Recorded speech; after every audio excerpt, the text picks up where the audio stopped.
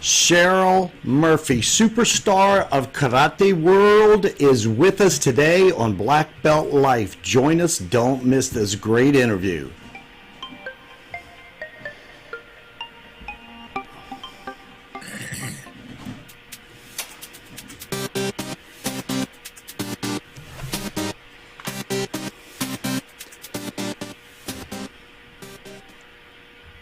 Hi everyone, Darren Myers from Black Belt Life. Good to see everyone. I hope you're having a great day. We have a terrific show for you today. We have with us, first of all, my co-host and very good friend, Hanshi Brian Hobson. Hey Hanshi, how are you doing? Hello there. Good to have you, sir. It is a pleasure to have you. We had a great interview a few weeks ago, and he's back to help me out with Cheryl. They've been great friends for years, haven't y'all? You sure have. All right, so let's not put this off any longer. We got to get this wonderful lady on. Let me, first of all, you can't give enough accolades to this lady. She's done so much. 17-time national team champion. Okay, national champion. 17 times. That's like decades. Okay, 2 times Literally. Bronze WKF women's team bronze medalist, and then bronze at the Pan American Games, bronze at the World Games, silver and bronze at the World Combat Games. And 5 times PKF Pan American champion, 5 times, and then 6 times USA Open champion. I saw every one of those, all right? And numerous top 5 rankings and all. Ladies and gentlemen, please help me and introduce this wonderful lady, Miss Cheryl Murphy. Yeah! Hi. Hi. Thank you. Great to have you. Great to have you. I'm sorry I just couldn't go any further down the list. I know it just keeps going and going and going. I've been in it a little long, so yeah, I can see that. Yeah. Yeah, for sure. Well, and you've had a wonderful career, but we want to talk about you. We want to see like where you came from and all, because a lot of people, they know you as a champion, they know you as a superstar in the karate world. But you actually came from Washington State. How'd you end up in the Big Apple? So I was born in Washington State, Olympia, Washington. My mom and father, when they were together, he was stationed, I believe, out there, and she had me. We actually moved to Panama for about a year and a half, and then when my mom and dad split, she moved back to New York, which is originally where she was from. Queens, New York. Thank you very much. So that's, pretty much how I came from across the country to now the Big Apple, which I called home and quite proud of being a native New Yorker. So, yeah. Absolutely. Now, what got you started in karate? My mom, she had me in everything you can name. My first love is dancing. So she put me in dancing first. And so that actually helped with my karate. So I did dance, I did karate. And then part of it was, one, being well-rounded, because I was in a lot of other activities like gymnastics, piano, you name it. She tried to put me in it. Just wanted to be a well-rounded young lady. Single parent, single daughter, latchkey, the term right now, but latchkey kid. So she wanted to make sure I was able to defend myself, make better decisions. So she's the one who led to this wonderful career that I've had. And what kept you going in karate? What kept your interest all these years? I think at different levels, it was different things. I started at 3, I want to say, in so many different kinds of activities. I was always busy, so it just became a natural thing for me to always be doing a lot of different extracurricular activities. So much so in high school, I started to add on stuff. I did drums, cheerleading, any kind of dance thing. So I did. Wait a minute. Time out. What was that? Cheryl Murphy was a cheerleader. I was. Cardozo High School. I need a picture. Look it up. I would love to see that. Junior, senior year, that was me. Right. But we stepped more than we did Okay. cheer. We did do cheering, but we definitely stepped more. But we were cheerleaders of Cardozo, so yeah. So karate at different times in my life is why I kept it. I wanted to become a black belt. My sensei always instilled in us, or the school always instilled in us, giving back. So anytime I learned something, we had to teach. That was part of our internship, and so that was instilled. Anytime I went to go train somewhere else, I always came back and gave it back to those that I could, because I was given so much from my school. So again, at different points of my life, there was always a reason to keep it a part of it. I went to school. Anytime I came home from break, I'm always at the school, always at the dojo, and teaching. 1 year, I told my sensei I wanted to become an Olympian, so he said, "All right, let's go." And so that was the next step of me, making the steps to be part of the team, Pan American, World, and stuff like that. So that was pretty much, again, Let me different ask levels, you, purposeful. Yeah. Let me ask you, Shion Wiles, I mean, was there something that drove your mother to go to that school, or was it just a convenience thing, or, how did that connection make place? Okay, so it was, I would say, a convenience thing that worked out very well, because he's like a father to me. So you're right. Again, single parent. My mom. I went to. I was a bus kid, so I was about an hour and a half away from school. My mother was working in the city for various city jobs, health department, I think it was.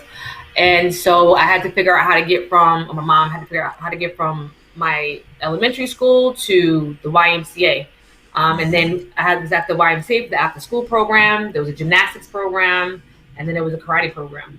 So that's how it just happened to be, all of it in one fell swoop. So he was teaching at the Y. I went.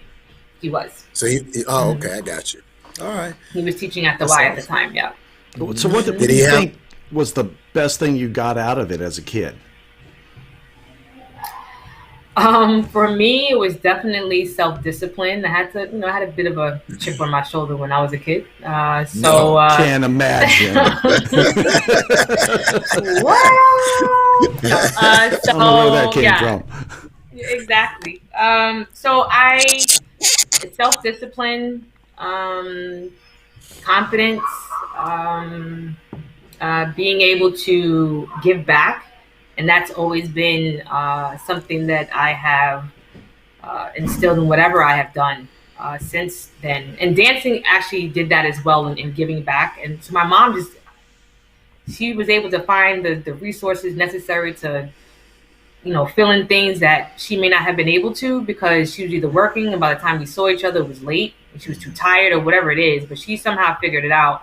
And so that's what it gave me, a sense of family. I had uncles, dads, cousins, brothers that I didn't really, I didn't have at home. And so that's what it gave to me. So yeah. That's great. Yeah. Now let's talk about you in the ring, okay? And as a karate competitor, always watching you over these years, you always seem so calm. You seem so like in charge. What was kind of like your mindset when you got in the ring with somebody? That was definitely putting on what I would want people to feel. Like inside, at times it wasn't like that at all. But I think because I trained so hard, and some people actually thought I'd overtrained. So because I trained so hard, and at times I really trusted in my training, when I went into the ring, I was able to have that mindset, or portray that I had that mindset.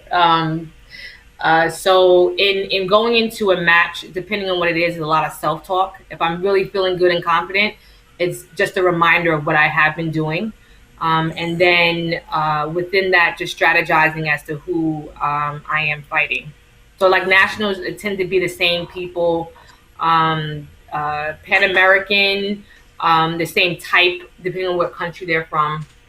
World's kind of the same thing too, or world events, kind of the same thing. But if I'm feeling good and feeling confident, then there's no stopping. There's no stopping me. So Awesome, fantastic. Now,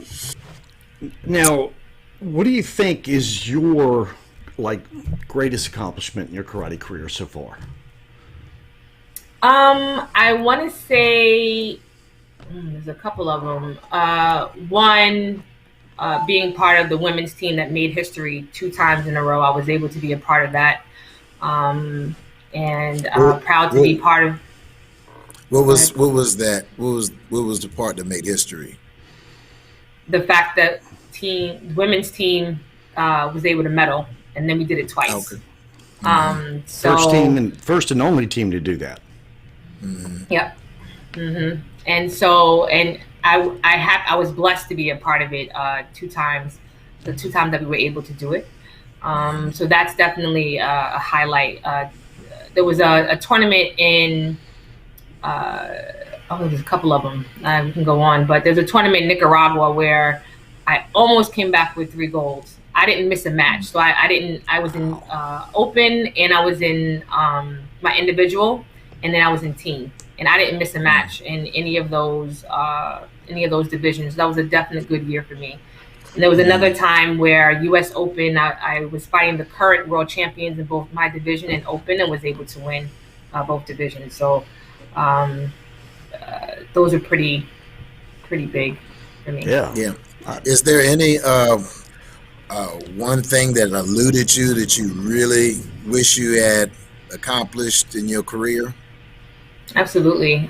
Worlds, definitely, for whatever reason, when it came down to Worlds, I couldn't do it bring it all for whatever the reason. Yeah, I couldn't bring it. No, I couldn't. And then this past with the Olympics, not being able to make that either. Those are the 2 things that I wish I could have, but at the same time, I look back and I did pretty well. Now, when you say you couldn't do it, I mean, when you were fighting the athlete that I guess that eventually won, was that something that you just couldn't figure out, or I know you have been to Worlds multiple times, but what do you think that I look back at my career and I say, if I was just 3 more inches taller, things would have Right. You say that a lot. Exactly, yeah. I blame that on my mom and dad, though. Not me. All right. For me personally, I just, like I said, when Sensei Myers says, it seems like I command the ring, at times that's not necessarily the case. And I think at a world event, for whatever reason, mentally, emotionally, I was definitely physically ready.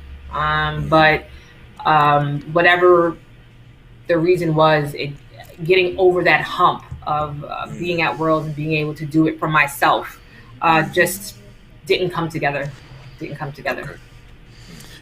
Cheryl, you've had the fortune, as we talked about, being under Herb Wiles, who is just an amazing man. He's a fantastic instructor, and here's somebody who's been a competitor all the way into his 70s, and that's where I get it from, guys. Okay? Yeah, understand. And I can remember. Matter of fact, I was taking you and Ashley Hill to an interview in Dallas, if you remember, and Herb came with us. And so I'm in the front seat, y'all are, talking in the back, and I'm talking to Herb, and I said, you're in the 70s. I said, you still compete, man, that's amazing. How do you do it? What keeps you going? And I remember him saying, it's the only time I don't hurt. And I totally understood it. But what understood? Yeah. And what 3 people would you say have been your biggest influences in your career? My mom, definitely my instructor. 3, underdogs. Anybody who's an underdog, because I understand where it comes from. So um,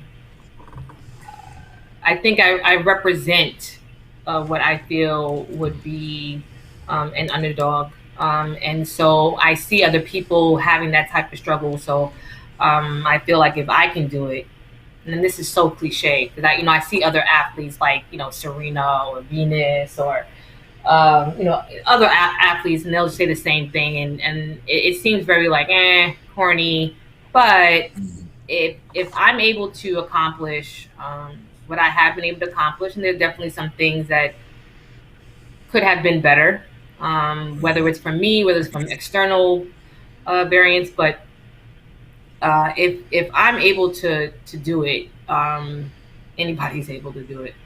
So That's a great great thing to say. And one thing that I have always enjoyed watching you fight, and you have that mix of a traditional fighter and a more modern fighter as well. You have that wonderful picture perfect sidekick you've done so many times, and usually it's one of those things that sits them right down. As a matter of fact, we got a little video here. You got to see this. Bam! Oh, gosh. And that's usually what happens. You usually ended up right on their backside. You try to figure these things out. I don't know. And that is it's so funny that you say that. Say that again. It never gets old. Oh, it never gets old. Yeah, it's funny that you say that because I just thought it was something that I did, not necessarily that it was a signature. But I was speaking to somebody overseas, and a high level athlete too, and he's like, "Yeah, you're the girl who does the sidekick," and I was like, "What?" So I was like, "Oh, I guess people know that's what I do." And then I would hear people like, it's normally, at the last few seconds, or, if I'm up and people are trying to come in, it ends up being at that time. So then I would hear people like, "Coach, don't go in," or, wait, or, stuff like that. And I'm like, oh, these people look at me now. I gotta change this up. Yeah. So, yeah. So it's pretty cool to know that's one of the signatures that I have. Don't wait. Stuff like that would happen. I'm like, oh, I'm just like, oh my goodness. So yeah. She's baiting you in. She's baiting you in. And it has become your signature move. I know when I was competing, that was kind of like a thing like everybody did. And then we all got away from it, and it was all roundhouse kick, and then turned into hook kick, and and you've like brought it back, and yay! Thanks. Yeah. Now, you have been involved and been working on a project now that is called Karate for Change, which I must say, David Muhammad did a great interview with you, which we put in the description so that people can get to it. And you did that with James Payne and with Hanchi Hobson here. Can you tell us briefly about the project, what you're trying to accomplish? So to give a little bit of background, the George Floyd incident definitely, it wasn't anything new in my community or something that I've heard, but this time it definitely hit a little different, to the point where I hadn't normally put up political things like specific to this in my Facebook or on social media, but then I just went hard. I was just putting everything up, everything all the time, and then people were texting me and, contacting me on social media and like, "You okay, Cheryl?" And this was the first time I said, "No, I'm not." Because any other time, to me, in karate environment, I don't feel always comfortable in saying how I truly feel about certain issues that come up like this. So I'll be like, no, I'm fine. But this time people were asking, and I said, "No, I'm not. I'm very upset. This is ridiculous. It's absurd." So it just kind of, it was very unsettling for me. I didn't know how to address it at all. I mean, we're in the pandemic, like, you couldn't really do anything. So I'm like, what do I do? What do I do? And so, the USOC had an open forum addressing Black Lives Matter.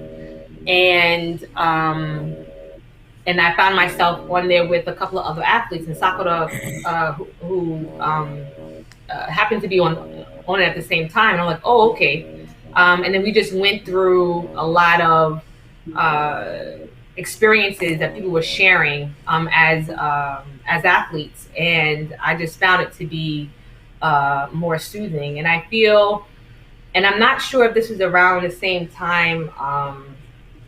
The Federation put up a post that I found didn't address the issue as well as it should have. And so in hearing what the USOC did, I felt like there's something had to be done. And so a lot of different projects happened from that. And then for Karate for Change, as we're consistently talking, what can we do? That's specifically what happened. Spoke to, Sakura, then got Elisa, then we got David, and then, Brian, and that's where it just constantly just built, where it was, international, Natalie Williams and Alton Brown, and then Wayne Otto. So we just got a lot of people to kind of, get on board. And the first people that and of course, Sensei Hobson. And then in that, what do we need to do? And it's really the Black experience within karate. And that was the first thing that we did in trying to get our voices heard. And that's really what it was. That was the beginning of just having the conversation. And that's where Karate for Change came from. Mm-hmm. Let me ask you, globally, do you feel that the most advanced nations, since you've been all over the planet, have the similar issues of race inside the karate world, and or are our issues with race in karate, is it specific just to us, do you think, with in No, regards to I mean advanced nations? it is world. It's worldly. If you know Babacar Seck from Spain, who initially was from Senegal, he had an issue maybe 2 years ago where he had he had I forget what it's called, but he had a whole thing that had his picture on it. It had like his information, everything was there. And then somebody came around and made sure that his face was blacked out. It said a derogatory name on it. And then a lot of people just, flooded and supported him. It was on the internet? It was. It was on the internet? It happened a couple of years ago. And then just recently, I think something happened with the Spanish team, and he actually has something up now with somebody interviewed him, and he was able to tell a little bit more of his story. So that's just one person who's actually decided to say something. Like, I've been part of karate since I was a kid, and I definitely have had various things that have happened where I can definitely understand where he's coming from. Mm-hmm. Do you think we understand that race has always played a role in anybody's career, but has it ever been a benefit to you? Like, maybe something has happened where they say, hey, we need this karate girl to be Black and let's get Cheryl Murphy. It's like a question. I don't know this to be true. This is not actual fact, but I was on the board for quite a long time, and I feel like I covered the basis on female and a minority. So being on the board, I was able to, I feel, express as much as I could, specifically economically. And so I haven't had anyone say to me, because you are, therefore we're bringing you in. But I'm sure there has been. Boxes. you check the boxes, right? Yeah. Exactly. Right. Exactly. And Cheryl, you've been a proponent for change in a lot of ways, over the years. And, like you said, you served on the board of USA Karate and all. What changes have you seen, and do you see coming in that organization? What changes have I seen? Say the question one more time. In what specifically? Yeah, well, what changes have you seen as far as things that are going to benefit the athletes and things that are going to benefit especially, athletes that are minorities and all? I think and let me maybe help this out. One of the things that I know Brian and I have both talked about is the economics of USA Karate, the economics of competing and becoming a world champion kind of person, is that it's not always the best competitors, but it's the ones who can afford to get to the point where finally they're funded. And I know when I was coming up, I was 25 years old. I was trying to run a dojo full time, didn't know how to. I couldn't afford it. I couldn't afford to travel. It was either go to the Nationals or pay the rent. So see anything happening in that aspect to help out, the athletes that or the whole program, so that we really get some of the best athletes out there? No. Let me understand. That's honest. I will say, I mean, in answering that specific question, no. Now, have they definitely had funding for athletes that have improved? I will say yes. But in making an affect, in my opinion, for those who cannot afford, no. Okay. And so I think in part of that, and that's what I mean about the Karate for Change in trying to bring forth specific issues that are there. The diversity isn't necessarily there either. The coaching staff, I haven't experienced anybody black as a coach. They've mostly been white and Asian. They have, within the last few years, brought in more female, which is a definitely good thing. I mean, Shannon was the one who coached the female team in Lentz, and we were able to get that bronze. And to be absolutely honest, in our semifinal match, it was definitely not in our favor, but we definitely put on. We gave everything that we had in that match. So it could, for me, in looking at it, it could have went either way.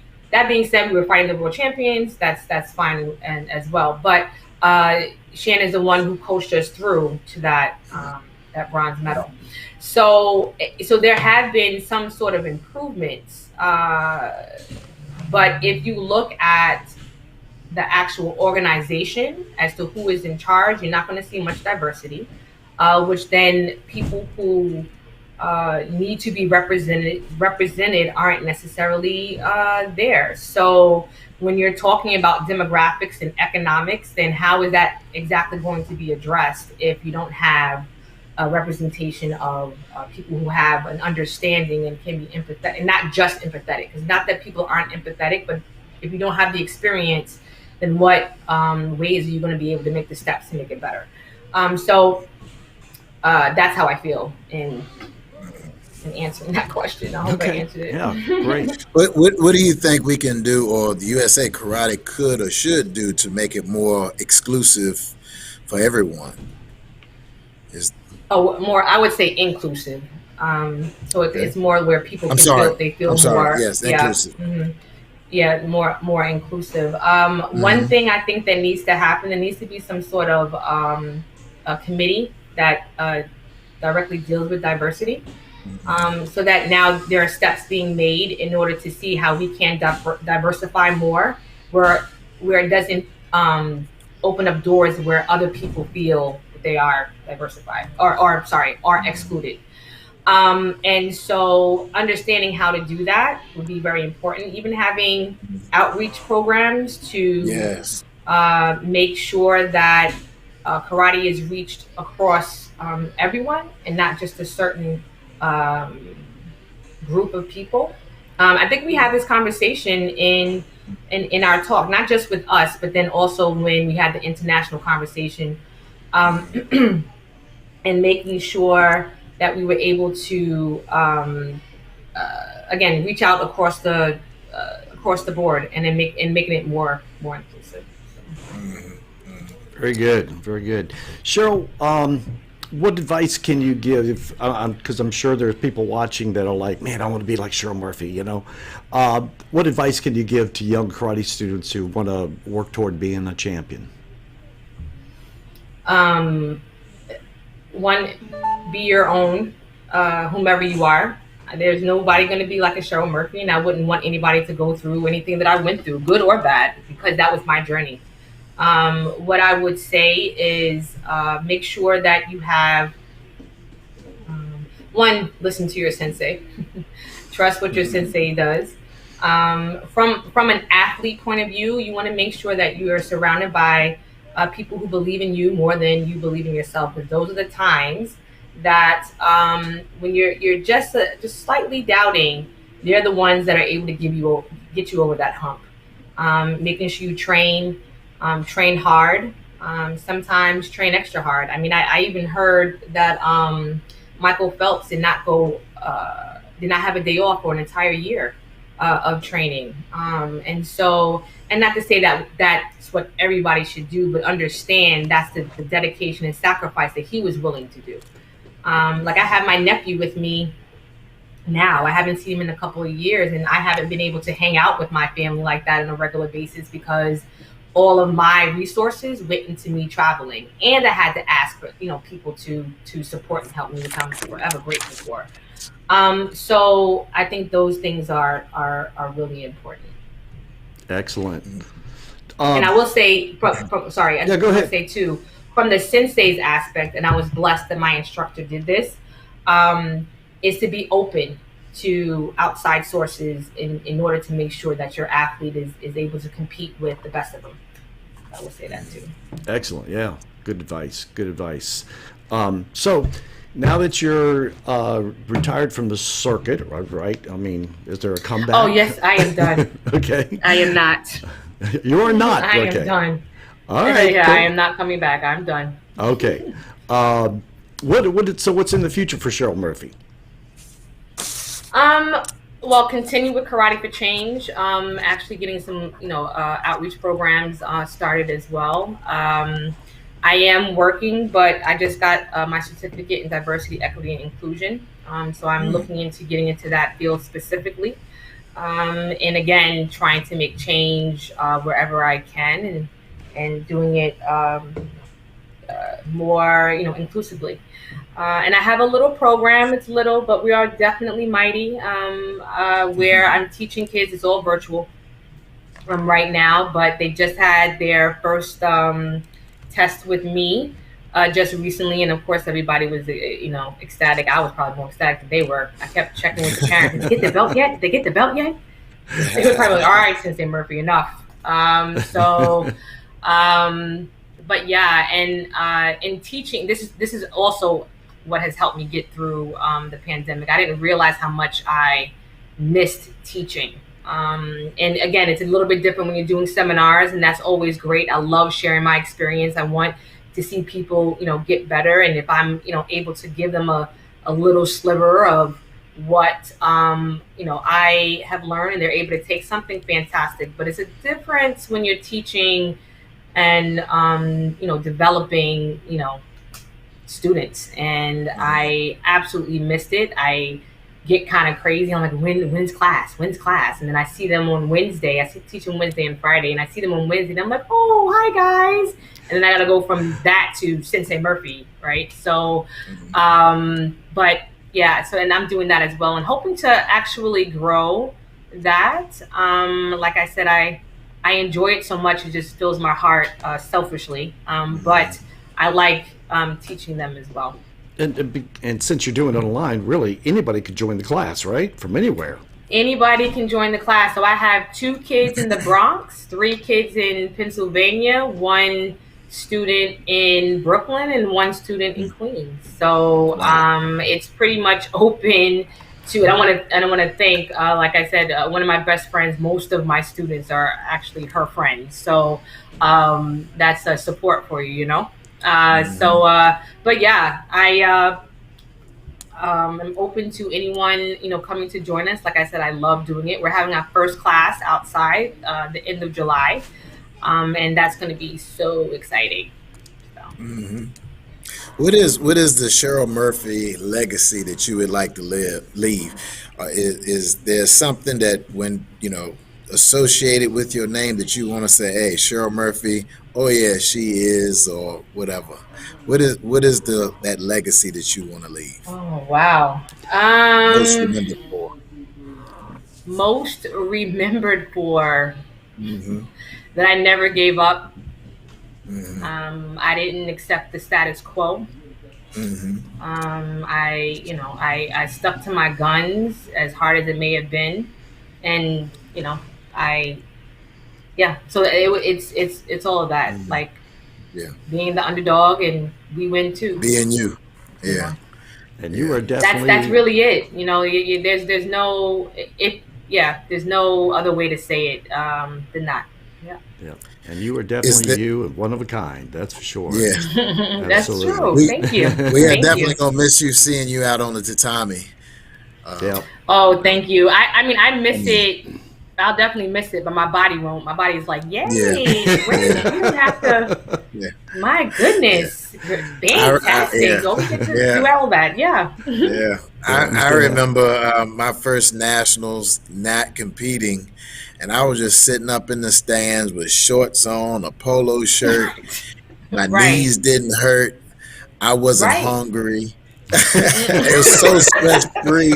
It's I mean, it right. was a great. I was like, what is this what When I everybody when else I've gone does? to right when I've gone to tournaments and haven't competed, I'll start to joke because I know I've been teammates with a couple of the referees or even the coaches, and I'll just start making jokes with them.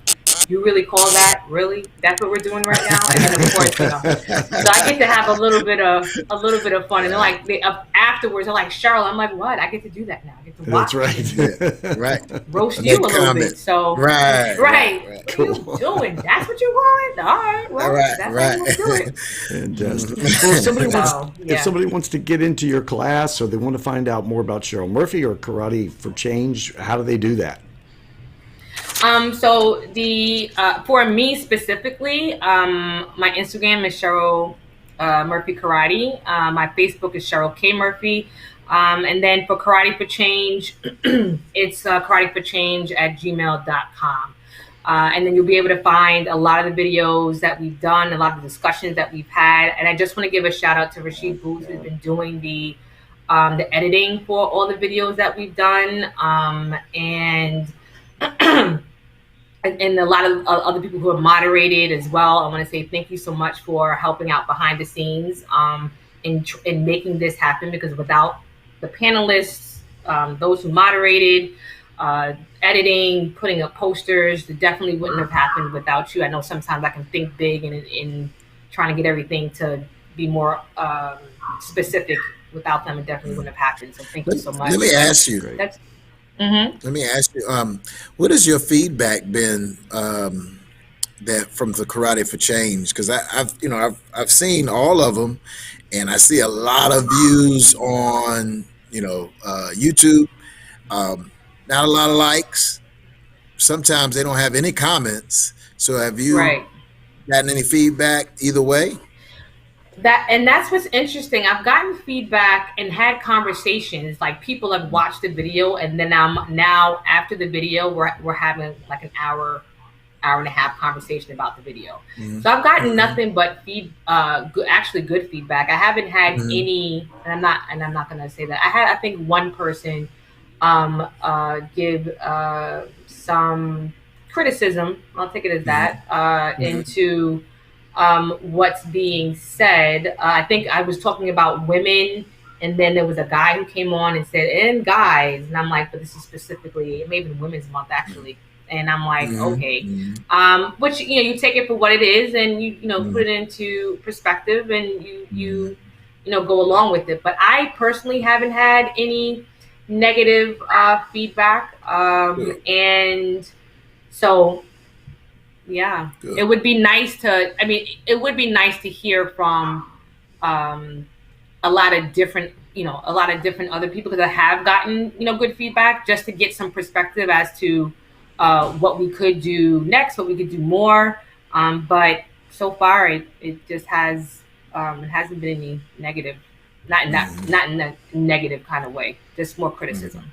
Kind of And I'll put out there, if folks that are watching this like it, hit the like button. And if you haven't subscribed, hit the subscribe button. Exactly. And, like and subscribe. We're growing the channel, and we're doing things like this to introduce people to famous karate people, like this, and also to talk about these issues.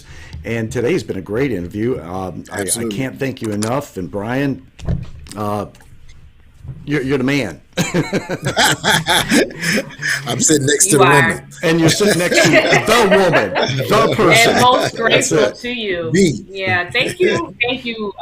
Brian, like you said before, Brian and I have been friends, and this has definitely been a person that I've been able to go to in some of my experiences and getting kind of perspective as to regrouping as to why you are here and focusing on the purpose. So I'm definitely grateful to him and that friendship. And you've always too, Sensei Myers, have always been supportive. And so I'm definitely grateful for all those who have supported me in my entire crazy career.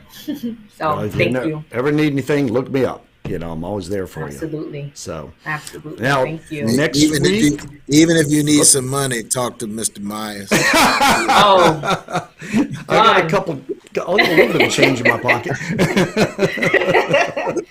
Done. Buy you some bubble gum. That's about it. Right. I like gum. Take it for what it is. I'm a chocolate person though, so I'm going to just give me chocolate, and then we're good. Well, thank you so much, Cheryl. Thank you, Brian. And this has been a great interview. Really enjoyed it. And next week we have the coach, or the head coach for USA Karate, Mr. Brody Burns, coming on. Wow.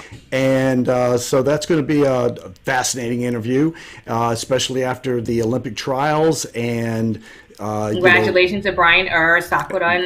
Please, yes, fantastic. Yeah. We now have three people going to the Olympics. Fantastic. It's absolutely aming. Big congratulations to them, and I hope to get them on the show. So that's going to be that's something great. I'm working on now. So, well, best wishes to you, Cheryl, on your endeavors and for Karate for Change and your class. And I hope it grows like exponentially all of a sudden because of this. Thank you so much. And we look forward to hopefully seeing you soon in person. Yes. Oh, I'm not gone. I just won't be on this timing. There I'm you definitely not gone. Give us more time to talk. No. Right. Exactly. All right. Yep. Good. Thank you so much, guys. Thank you. Appreciate it. Love it. And we'll see you next week on Black Belt Life. Bye, guys.